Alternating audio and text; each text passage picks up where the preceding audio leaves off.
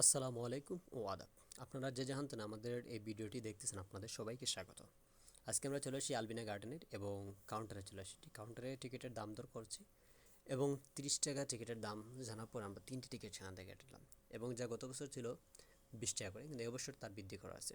তো জানতে চাওয়া হলে বলছে ভিতরে অনেক কাজ করা হয়েছে, যার ফলে টিকিটের মূল্যটা একটু বৃদ্ধি করা হয়েছে।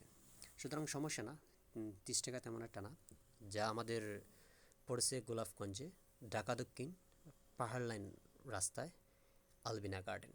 আলবিনা গার্ডেনের ভিতরে প্রবেশ করতে সেখানে আমাদের আরেকজন দাঁড়িয়েছি, আমাদের টিকিটগুলো চেক করতেছে।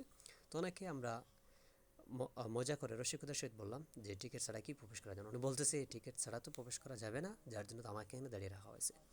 তো অবশ্যই দেখতে পারেন আমরা যার জন্য এসেছি তা নিয়ে আপনাদের সাথে আজকে কথা বলবো। এই আলবিনা গার্ডেনের ভিতরে যে পরিবেশ যেটা আছে অবশ্যই আপনাদের সাথে তুলে ধরার চেষ্টা করব। দেখতেই পাচ্ছেন অবশ্যই খুবই সবুজ, পাহাড়ের মধ্যে ঘেঁষে আছে সবুজ সমাজ, যেন প্রকৃতির সৃষ্টি।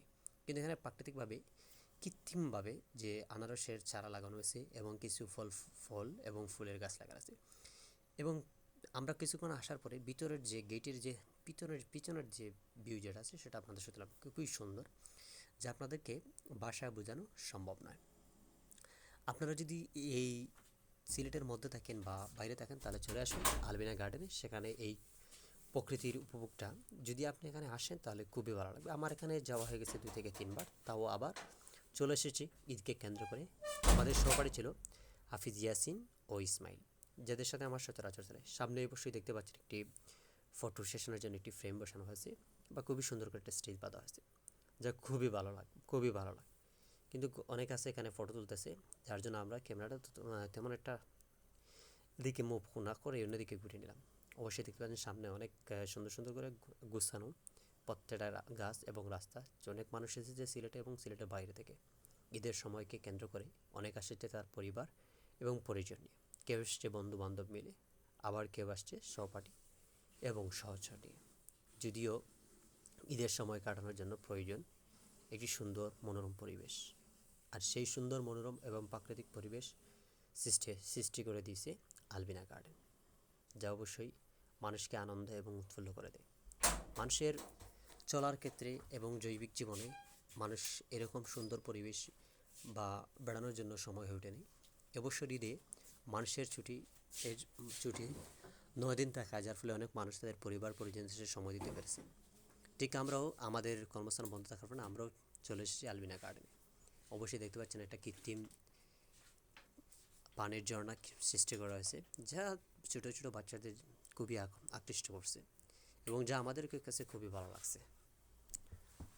অবশ্যই আমাদের সাথে থাকুন ইনশাল্লাহ। আলবিনা গার্ডেন আজকে আপনাদের সাথে ভিতরে যে সুন্দর দৃশ্য যেগুলো সেগুলো আপনাদের সাথে তুলে ধরার চেষ্টা করব। খুবই সুন্দর, ভালো লাগে। এই ঝর্ণাটা দেখতেই পাচ্ছেন যা কৃত্রিমভাবে সৃষ্টি, কিন্তু খুবই বাচ্চারা খুবই এনজয় করতেছে। বাস্তবে যদি আপনারা সেখানে যদি আলবিনা গার্ডেনে পরিদর্শন করেন আপনাদের কাছে খুবই ভালো লাগবে। ভিতরে কিছু লেবুর চারা লাগানো আছে এবং সবুজ সমারোহ, যে পাহাড়ের গা বেয়ে বসেছে। আমরা যখন পাহাড় বেয়ে উঠছিলাম তখন আমরা সেলফি ভিডিও নিয়েছিলাম। খালি প্রকৃতির দৃশ্য নিলে হবে না, মাঝে আমাদেরকেও তুলে নিতে হবে আপনাদের সামনে। ঠিক আমরা পাহাড়ের চূড়ায় চলে এসেছি। এই আলবিনা গার্ডেন 4টি পাহাড়কে কেন্দ্র করে গড়ে উঠেছে এবং পাহাড়ে চূড়ায় ওঠার পর নিচের দিকে যে দৃশ্য যেগুলো খুবই সুন্দর লাগে।